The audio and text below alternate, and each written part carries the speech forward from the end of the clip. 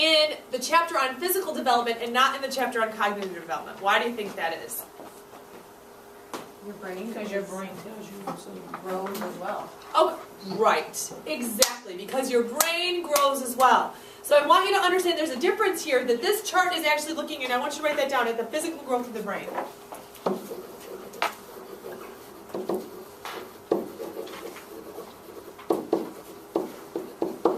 Now,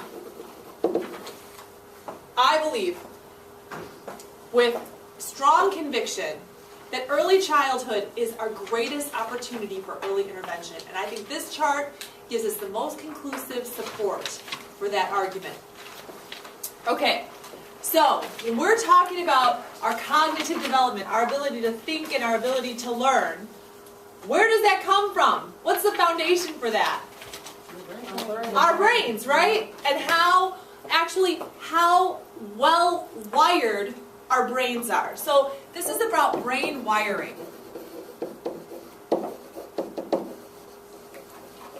Here is something that's important to note. Okay? The brain wiring, the actual physical structure itself, is built at 90% by 1 year. I'm going to show you that in just a minute. Think about that statement. Some people say it would be about by 2 years. I mean, neurologists differ in these studies, but they're all agreed that the majority of our brain wiring actually occurs in prenatal development and within the first 1 or 2 years of life. So let's look at this chart for a minute, okay? This chart is showing us in the color bands the different areas of the brain. We have the auditory area, which is represented by the green band. The language area is represented by the blue band. And the frontal lobe, everybody touch the front of your brain. Okay, this is the part of the brain, that prefrontal cortex, everybody say that. Prefrontal cortex, okay, that is responsible for impulse control. Okay, impulse control. This is actually the part of the brain that fills in the most last. So this part of brain development, actually, if you look at it, is still happening up until we are teenagers. Does that make sense? Mm-hmm. Why? What happens when we're teenagers? We go crazy, right? Really And part of that is because, seriously, the prefrontal cortex is coming online. So our ability to control our impulses really is beginning to take shape in our teen years. So some of what's happening is just biology. It's not just psychology and craziness and behaviorism and culture, but it's actually the actual physical wiring, the biology of the brain. So that's important to know. Okay, so this chart, like some of the other charts we've looked at, can be a little tricky to read. How does it start off? What do the negative numbers represent? What do these guys represent? When you're in the womb. This represents when you're in the womb. So notice that we're not starting, in most cases, at 0. Okay? We actually have a starting point that shows that there's been something happening, right, with the brain before development begins. So now we hit birth. And what do these numbers represent all the way up to here? Weeks. Months. So let's talk about what happens from birth to age 1. Look at that. What happens? Our brains explode. They grow. Seriously, look at that. Our brain. It's rapid growth of the brain, rapid growth of wiring. And it's like renovating a house, okay?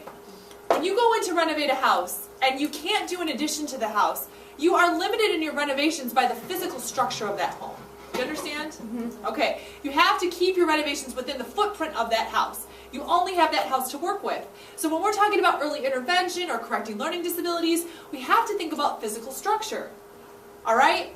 But if you already have a large, beautiful house that's older, you have the physical structure in place, and maybe some things need to be changed, or maybe the plumbing's not working, you can do that because the physical structure is there. What's important to understand is that by 1, we have pretty much built the physical structure of our brain. So our capacity to think and to feel and to learn, all of those things are reached by the limits of the wiring structure. Okay? If you look at what happens here, when we turn 5, what do you see start happening? To decline. start school? 5. Right. So what's happened to the window of opportunity for early intervention? When we're born, it's wide open. Right? The sky's the limit. You know, when I share the story with my son, we spent this is incredible. I calculated once, we spent 10,000 hours. 10,000 hours on early intervention before that boy ever set foot in kindergarten. So by the time he got to kindergarten, he was good to go. There was still a little bit of work to be done, but for the most part, he didn't have much trouble. He didn't have very many problems. Why is that? Because we'd invested 10,000 hours before he even entered the doors of school. What happens to the child who's missed? What happens when there are no early identification or services? What happens when that kid goes off to school and gets on that school bus for the very first time and that's their very first exposure to formal education? What's happened to the wiring in the brain? What's happened to the window of opportunity? It is tremendously closed. I would never say to anybody there's no opportunity to make changes. I would never say that. Never, because there's always opportunities to make changes. You guys have made changes in your own life, right? I made changes in my health and physical fitness within the last year, within the last couple of years. But is it harder when you're older? Yeah. So you're kind of set in your ways. It's so much harder when you're older. I say that to my son all the time. You know, you take a child and you give them good eating habits and good physical fitness habits, what's going to happen to them very quickly? They're going to adopt that. That's going to become a lifestyle for them. But what happens when we're adults? How long does it take? A while, right? Can it happen? Absolutely. But, you know, whenever I'm working with a family and they say, I've got a child and I think that they're autistic, my very first question is, how old is your child? Because I know that a portion of the success that we're going to have depends on the age of that child. Because of what is going on in the brain. So because it's critical that you guys get this. This is a really, really important piece. Now, how do we know this about the brain wiring? What is it that we see? Okay, so in your book, you guys, there's a chart that shows the different methods of brain scans. So if you turn to page 167, this chart's showing you the EEG, the PET scans, the fMRI scans. If you look over on page 167, you're going to see an fMRI scan. You see section B? And I want you to write down next to the chart hot spots. Hot spots. Circle the fMRI on your PowerPoint. These are brain hot spots. This is really off. It's really weird because it's not off up here, but it's off down here. So it's showing us where the activity is taking place. I have seen brain scans recently, and I'm going to say this again when we do the autism, so I'm going to warn you that I'm going to sound like I'm repeating myself. I have seen brain scans recently that show that kids who are watching or playing, some kids when they're watching and playing video games, show the same kind of brain activity as a person who's addicted to cocaine. The addiction centers of the brain, those centers that we know that engage when somebody's doing addictive behaviors, are lit up on an fMRI from video games. Do kids act addicted? Yes. What happens when you turn it off? Angry. Freak out. Do they? Yeah. Seriously, right? What about somebody takes away your phone? I start freaking out. That's my goal for my 13-year-old. If he doesn't do something right, I shut your phone off. So, right, but what happens to people, right, there's an addictive nature to technology, right? And we can begin to see that on fMRI brain scans when we look at activity for the brain. So those are important things to know. As we go through this different research, researchers have been able, especially with those fMRI innovations, they've been able to see how does the brain work, how is it lighting up during different activities. When I tell you that infants prefer looking at bold patterns to looking at more simple patterns, we know that because of these brain scans. There was a study, in one of my psychology classes, they were talking about like video games. They're comparing it to like the skills that you would develop as like a surgeon. Like there was some other benefits? Yeah, for sure. But it'd be more. No, and you know what? I think it depends on the individual. It depends on the situation. I think, you know, and my perspective is a little skewed. I understand that. But there's a dark side to technology. There are benefits and there are dark sides. And I think it's important that we know both going in. We do know that technology is having a huge effect on this blue band over here, the language center of the brain. Huge perspective. I think I told you, we see less complex, now when neurologists look at brains, they see less complex wiring, okay, in the language areas of the brain, in the social and emotional areas of the brain in Western kids than they have in the past. Less wires, less connections. But they see more complex wirings in areas that control the thumb. Right? Right. We're literally, technology's rewiring our brains. It's amazing to think about in really interesting ways. And I think that we really won't know. Remember we talked about longitudinal data. How do we know the effects? We need 100 years. But are we losing, like, I mean, your grammar and, like, all of the skills you're learning in school because of, I mean, the texting and, you're not, a lot of people aren't I believe spelling. so. Actually, I went to my son's English class last year, talked to his teacher, and on their wall they have shorthand on how to text. Like on there, they're like teaching the kids shorthand, texting and stuff like that, like words and stuff like. And I was like, why is that even up? Right. Like, my son's not gonna. I mean, he's already having a hard time spelling. Right. Is that gonna make it any better? Right. Right. But I have some teaching friends, and my kids don't have a phone yet, but I've thought about this. I have some friends who the only way that they let their kids have a phone is if they write the messages all the way out and use proper grammar. So that, there's strategies to deal with that. But those are all questions that we're asking developmentally. What is the effect of technology? What is the effect on the developing brain, especially now that we see kids that are having heavy exposure? What's the pollutant effect? What's the environmental impact? Radiation. Absolutely, radiation. What are those effects on the brain?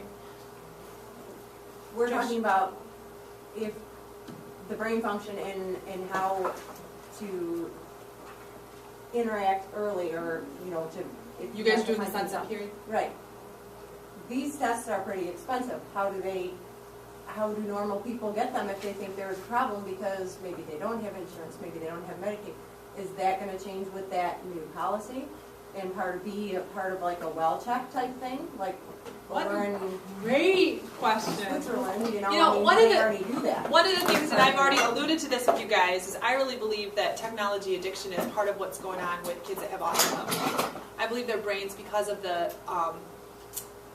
static nature of technology, the repetitive nature of technology, especially video games and computers and just videos, they're addicted to that repetition and the sameness and the pattern, and it gets very addictive to their brain.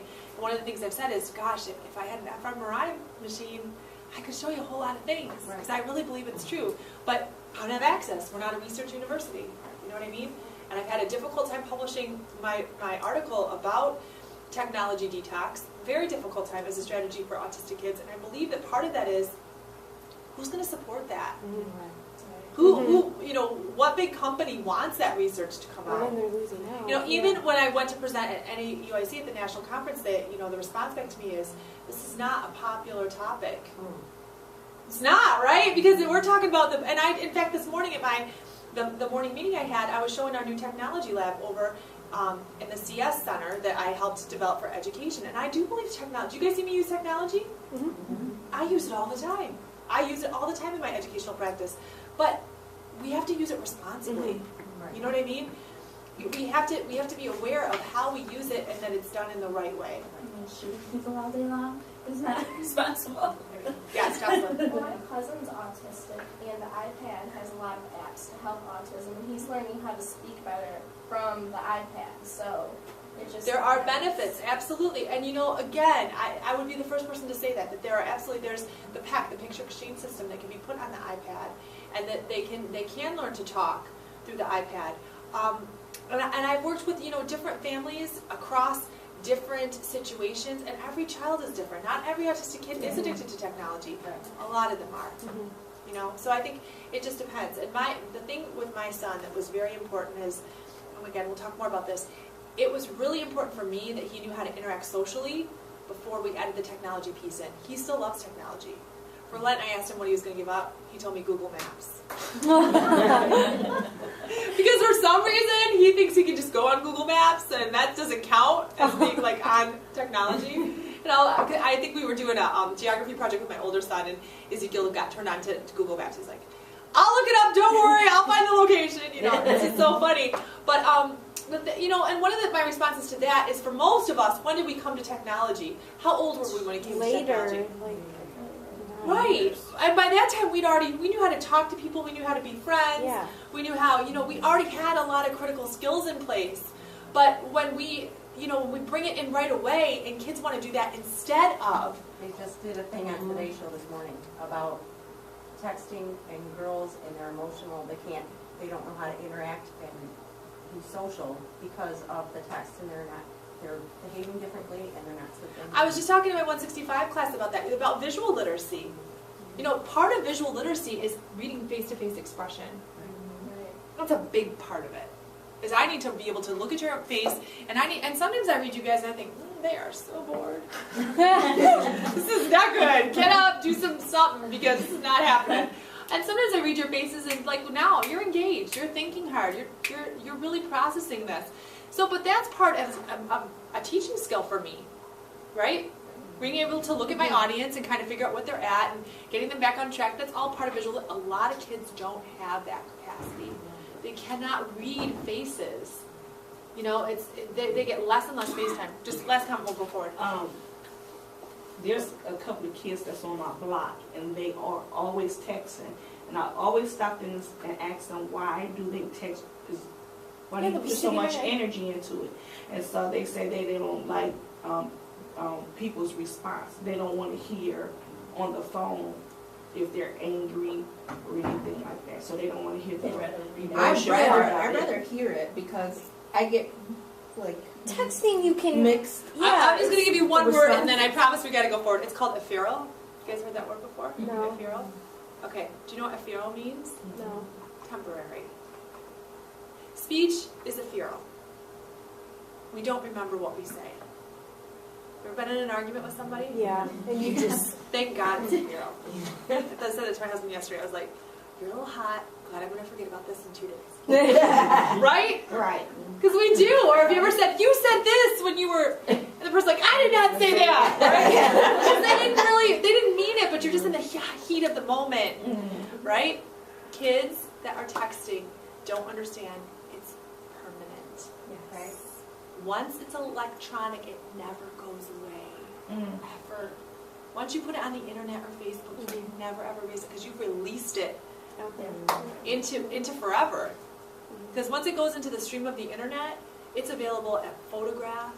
You do it, you're being silly, or there is a grave responsibility that comes with the permanent nature of technology. You know, I have that discussion with our education students, and I tell them, you know, one of the things I'm going to encourage you guys to is, as you get further in the program, especially for my bachelor ECE students, I'll say, take your Facebook down. Yep. Make sure that you only let people on there who are your friends. If you see pictures of yourself that are inappropriate, employers check that. You know, be aware of that. But we have lost sight as a society that conversation was ephemeral. And that gave us opportunities when we made mistakes to, you know, sometimes I would think, oh, I'm so glad I'm not on a reality TV show. I'm so glad. Are you guys ever glad for that? Oh, yeah. Thank God this isn't a reality. Because if people were really watching all this, I mean, that's the nature of life. You have crazy moments, you have wonderful moments, all those things. But now we put it all on Facebook. Every emotion, every thought, every anger, every bit of anger, and we've lost the sight that, you know, we're ephemeral. How long do we last? Not forever. You know, we get 100 years. That's all we get. So I think that maybe as humans we're trying to get kind of past that and feel more permanent and feel like things are more forever. But it's costing us emotionally a whole bunch. Because once you put that swear word down, or once you put that nasty comment down, it cannot be taken back or forgotten. No. So I don't know how we got there. Let's keep going. Okay. All right. So you guys, I gave you each a section. We're looking at this in context of Brian and Debbie. We know that they have a good motivation to do their best. Are new parents motivated to do a good job? Yes. Yeah. How many new parents want to do a crappy job? They're not, right? People come out of the house, they want to do a good job. How many of you want to be crappy teachers? None of you, right? Nobody's good. At least not going to admit it to me. You want to be good teachers. You want to be good parents. That's how we start off. Yet, how many really great parents are there? And how many really great teachers are there? How many great teachers have you had? 50%? 25? 10, 5, I don't know. I would say less than 50 for me. Yeah. I would probably say less than 25 if I was real honest. Okay? But yet everybody starts off that way. Everybody wants to be good and everyone wants to do a good job.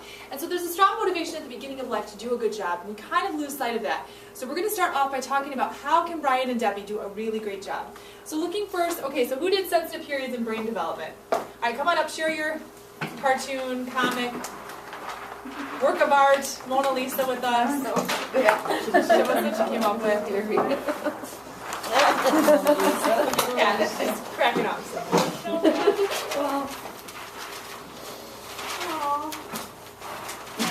Oh, we should each hold it side. Okay. That'll work.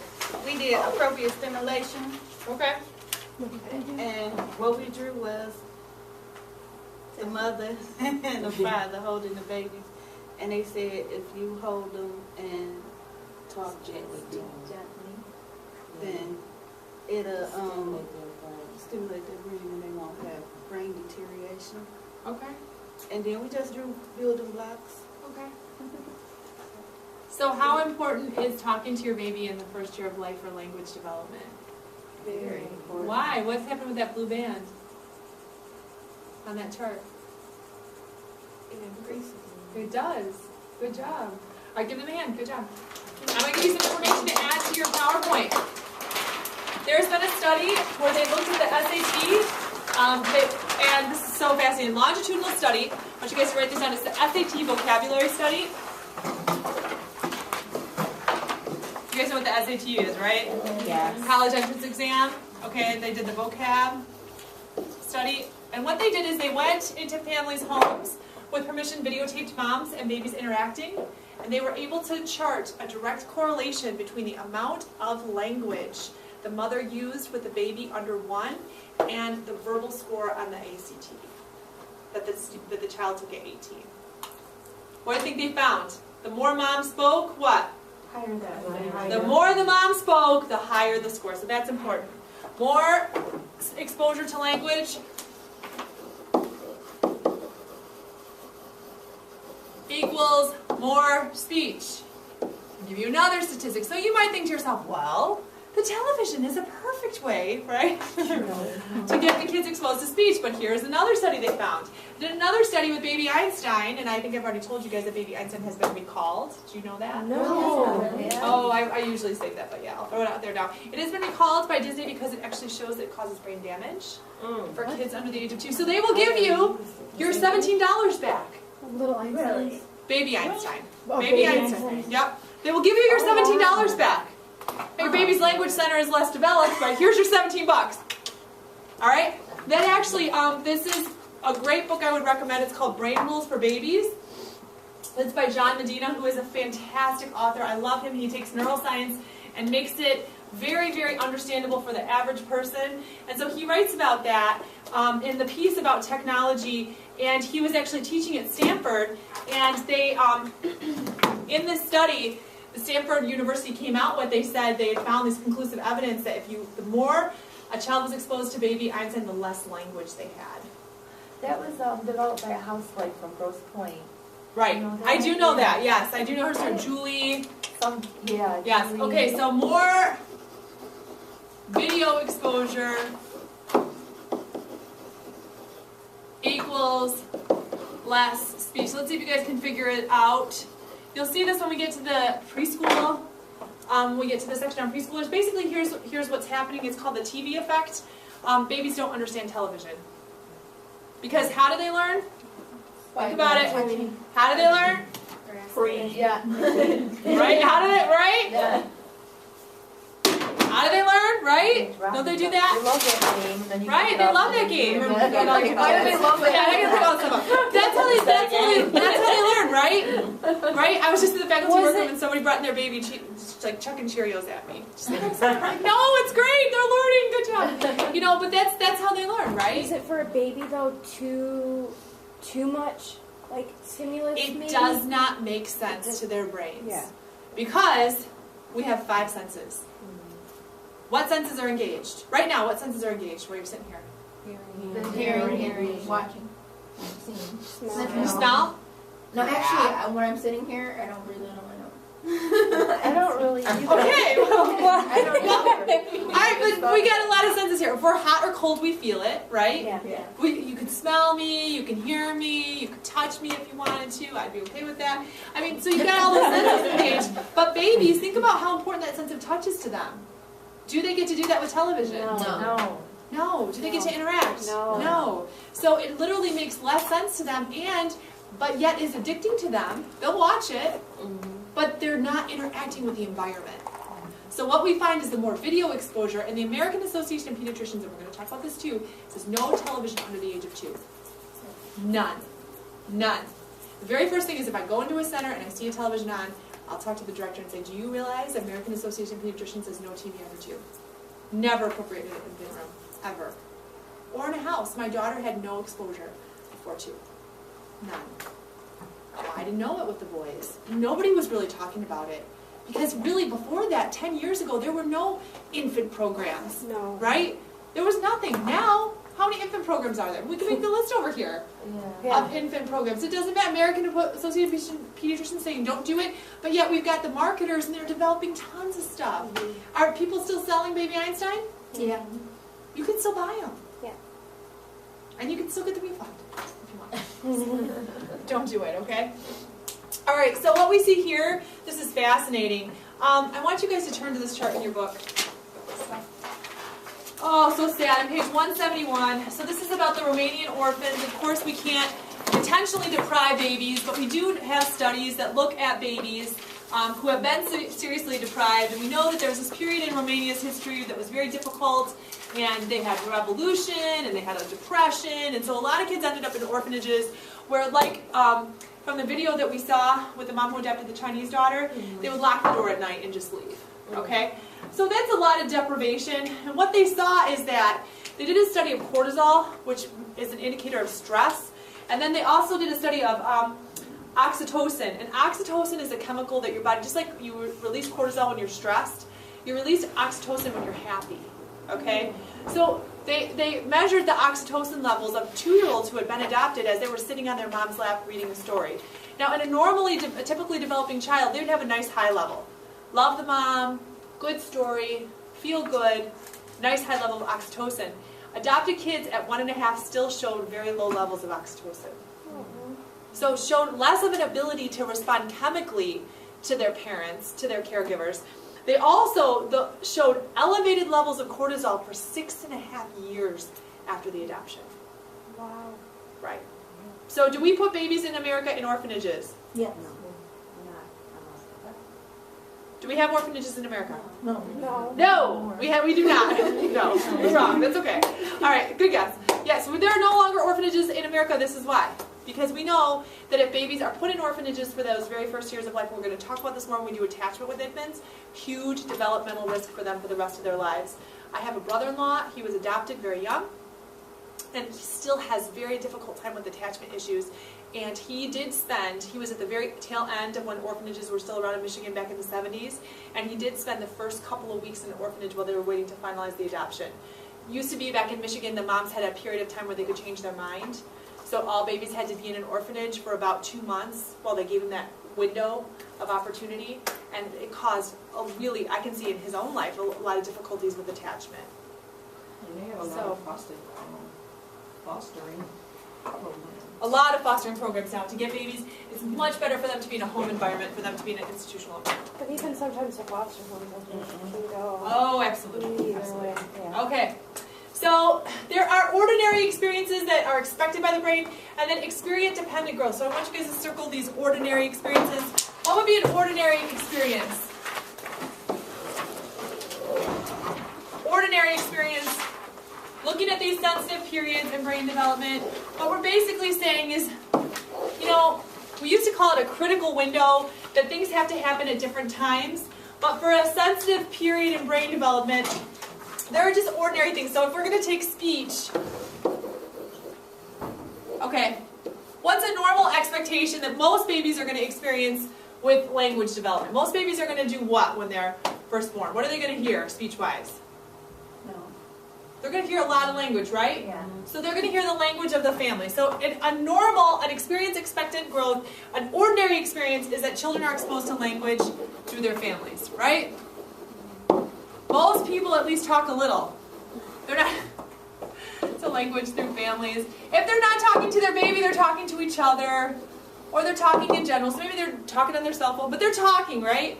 So just that natural talking is enough. Now, most parents do say, Mama, Dada, and they get this really high voice, right? And there's a name for that. It's called mother ease, even when the dad does it. And it's the baby's brain responds very favorably to that pitch change, and we slow it down, and we get so happy, and we have to send syllables. And when you're learning language, is that good? Yeah. Yeah, because you say, Mama, Mama. So think about that's a lot easier to learn than if my name is Amber, I am your mother, right? Mama. So we're just naturally on our own. If I were to bring in a baby right now and watch you guys interact, naturally on your own, your brain and your body would do the right thing. Okay, you would talk to that baby. That's normal, all right? But then there are experience-dependent exposures to the brain. So let's talk about foreign language.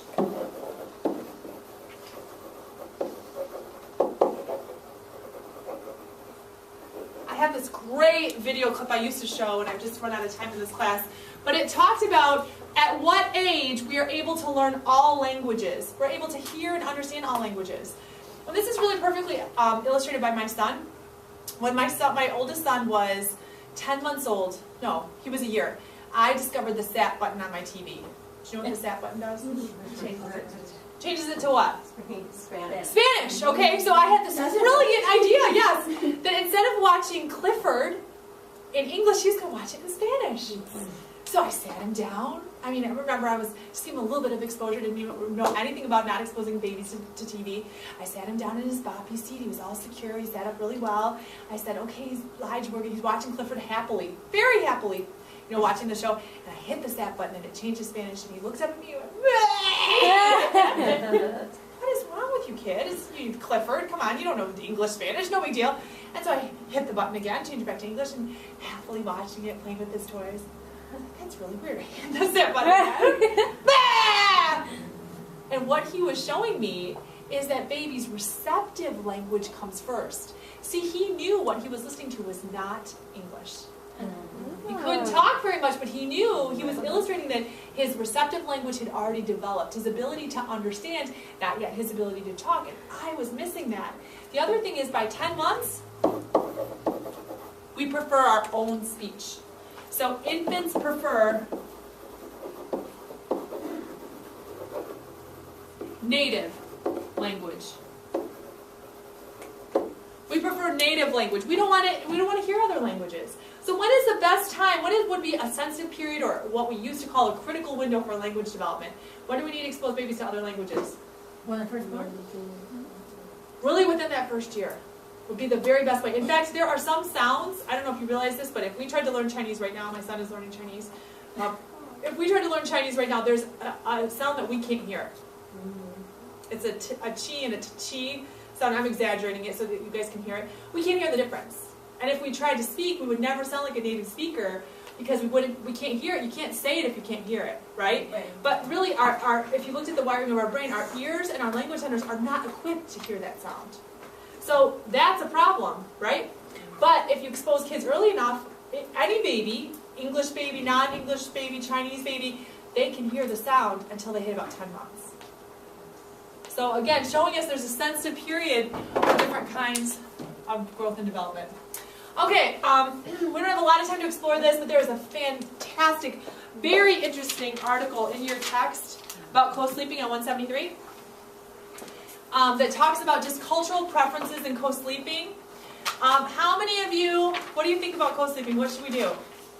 Put the baby in his own bed? Right? Is that what biology teaches us? Absolutely. What do we say? What do we say? Back to sleep?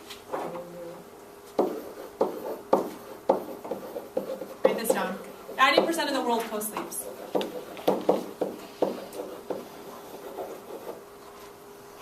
Co-sleeping is safe. What? Is she crazy? Well, what we are taught in America, it is not. So, co-sleeping is sleeping with your baby. Oh. You know what that is, right? Sleep with your baby. Okay, so I want you guys to look. On page 173 in the third column, it says, with appropriate precautions, parents and infants can co-sleep safely. In cultures where co-sleeping is widespread, parents and infants usually sleep with light covering on hard surfaces, like a firm mattress, floor mats, and wooden planks, or infants sleep in a cradle or hammock next to the parent's bed. And when sharing the same bed, infants typically lie on their back or side facing the mother, positions that promote frequent, easy communication between the parent and baby, and arousal if breathing is threatened. Finally, breastfeeding mothers usually assume a distinct sleeping posture. They face the infant with knees drawn up under the baby's feet and arm above the baby's head. Perhaps facilitating feeding, the position prevents the infant from sliding down under the covers or the pillows. Because this posture is also seen in female gray apes while sharing sleeping nests with their infants, researchers believe it might have evolved to enhance infant safety. Now, people have very strong opinions about whether you should sleep with your baby or not. Right? Right. Very strong. I did not co-sleep. Okay? I did not co-sleep because I felt like it was a really bad idea, and I wanted to be a really good mom, and I wanted my kids to sleep in their own bed. But I know other people who co-slept, and what we tend to do is we tend to think whatever we did is the right thing. And that's one of the things we talk about in anti-bias, is we all have biases. So now, you know, early on I'm like, my baby's sleeping in their own bed, and they sleep through the night. Right? Is that the right attitude to take? That is not the right attitude to take, because you know what? Other people have different arrangements. And for other families it works well, but let me tell you, I worked part-time when my babies were small, and some people cannot. And sometimes the only time that they have for closeness is at night. Sometimes that 8 hours of lying together and touching each other, if you're facilitating attachment, is a really important part of the day for some families. Some people don't have space for everybody to have their own bed, or don't have space for a nursery. So people have different arrangements and different perspectives, and we're taught in America, and remember, part of my obligation in this class is to widen your experience to child development. We're taught in America co-sleeping is wrong, back to sleep, and then the baby's in his own bed, no buffer pads. But the truth is, a lot of people co-sleep effectively and safely. Yes? But doesn't that come between the husband and wife's intimacy? Not sex, but just being together. I mean, that kind of...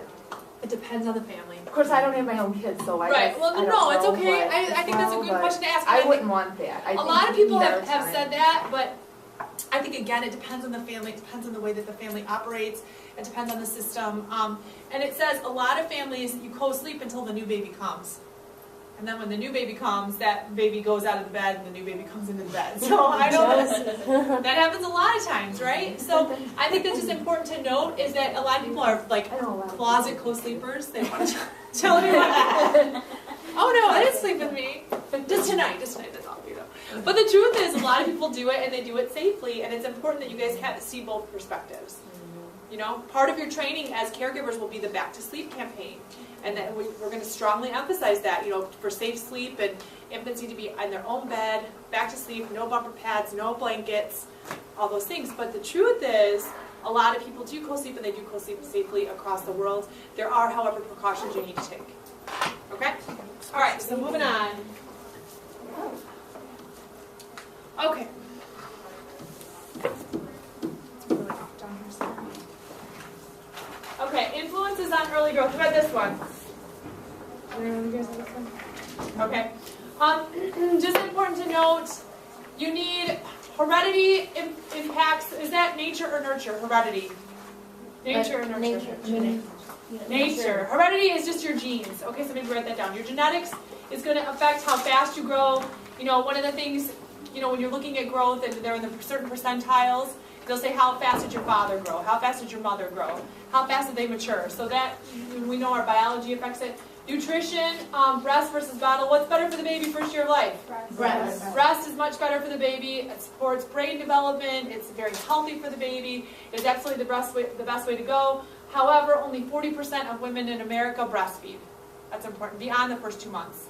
So why is that? Why do so few women breastfeed? Because it hurts. Well, that's what my sister did. It's okay. It's all right. I'm not flashback to memory. Okay, all right. So yes, it does hurt, right? It does hurt initially, but you get past that. You get past that. You do. I think it's very working. Yeah, it's inconvenient. You know, having to lift up your shirt a couple times a day, find a quiet spot. If you're working, it's very inconvenient. So a lot of families don't do it because it is so inconvenient. I have a teacher who's teaching for me, and she's breastfeeding, and she asked me, she's like, well, where can I breastfeed? There aren't places really on this campus to promote that, so I made my office available for her because I want to support that. Absolutely, that's important for her. So I think it's important to understand that. I also think WIC has taken away women's motivation to breastfeed. I mean, when you have free formula readily available to you, it's easier, right? It's easier. So a lot of families, there's less of a motivation because they can go and get the formula, and it's easier than having to breastfeed. Okay, emotional well-being, very important. Babies' failure to thrive is often experienced by infants that are depressed, so that's important to note. So when infants experience depression, which is obviously correlated to the mom's depression, we do see they experience failure to thrive. And we are out of time for class. I don't know how that happened. All right, so we're going to finish this discussion. Don't worry about the journal for this weekend. We're out of time. We'll be doing it on Monday, okay? As we finish up this lecture series on physical development. Here? Yes, keep those on the back counter, and we'll be going over those on Monday. I'm going to be here. Yeah. Write my name. Yes, write your name right there. I think I know who that guy is. It is. Are we editing these at all and turning these to? No, do not worry about editing those. You had credit for those. We will be working on the next one. Will be more formal. Okay. Like a Roman name.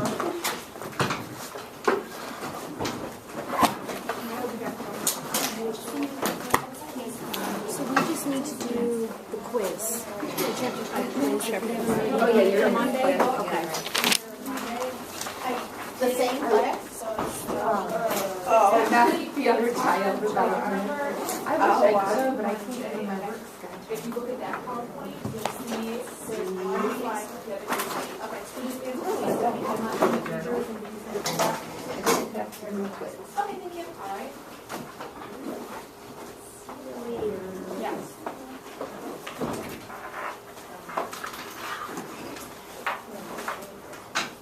Bye, Andrew. Bye. See you later, yeah. Okay. So you want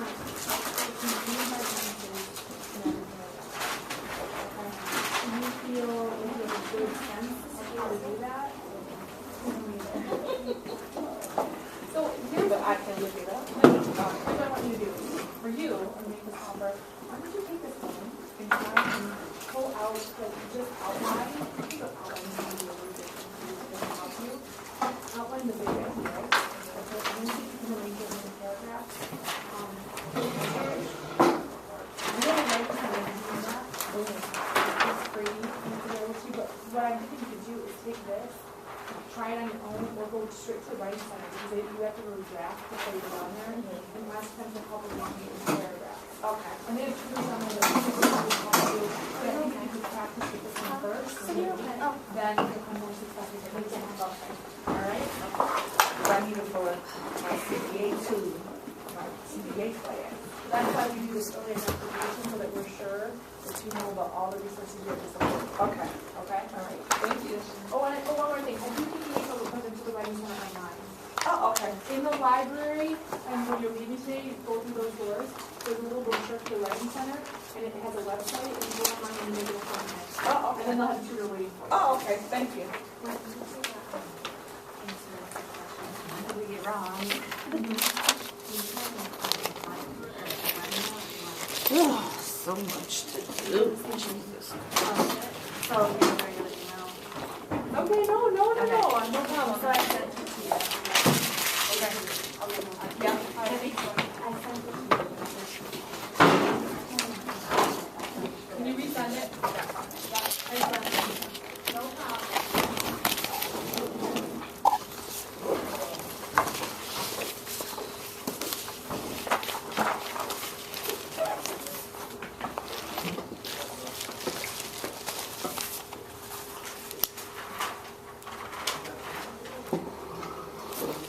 Oh, she left her phone.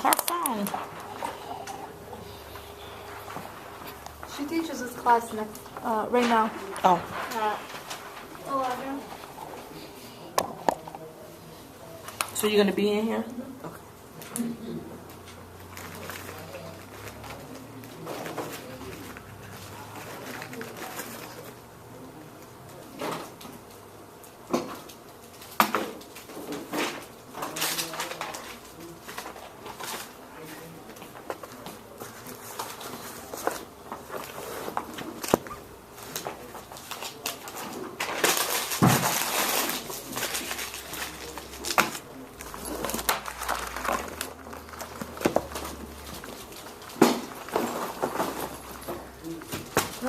Jesus.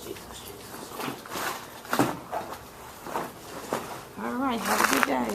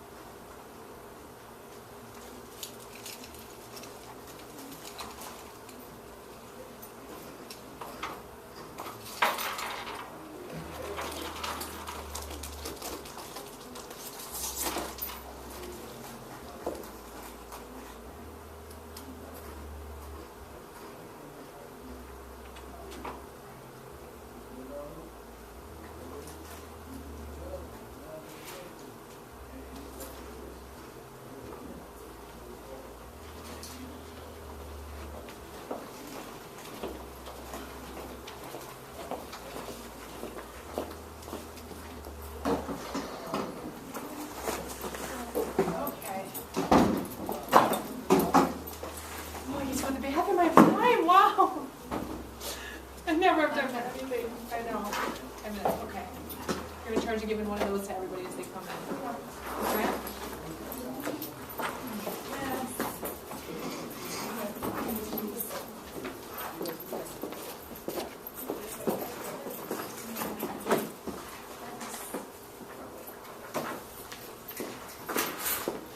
Don't start working on that though.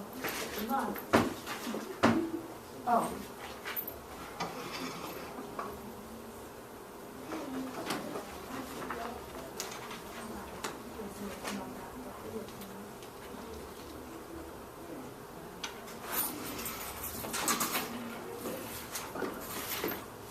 You want to turn this off? No. You want me to turn it off?